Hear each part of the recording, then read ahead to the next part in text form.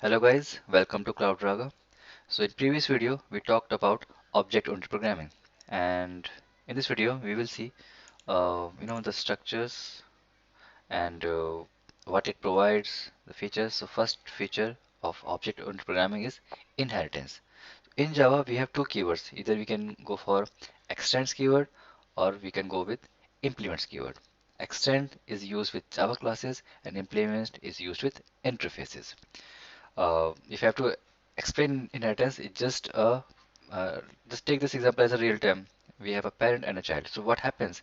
Child inherit all the features, properties, and behavior of the parent. They inherit, and when we say properties, that means we are counting, the last name of a parent, property, the wealth, the fortune, whatever the parent have, plus their features. They look like sometimes the parent.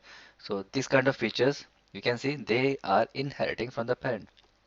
So in the same pattern, Java language provided these keywords. So what you can do, you can create two Java classes. Like here we have an animal class and a dog class. Animal class is going to be parent, or we can also call this super class. And dog class is here child or subclass. What's happening here? Dog class extending animal class. And just by doing this, we can say they are in a is a relationship.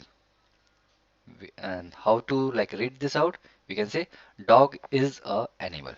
So when we are talking about inheritance, there is a relationship. So in next video we will see in more detail like how to use extends keyword.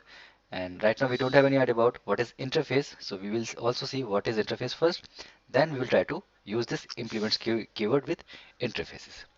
Thanks for watching this video guys. Let's meet in next video. Bye bye.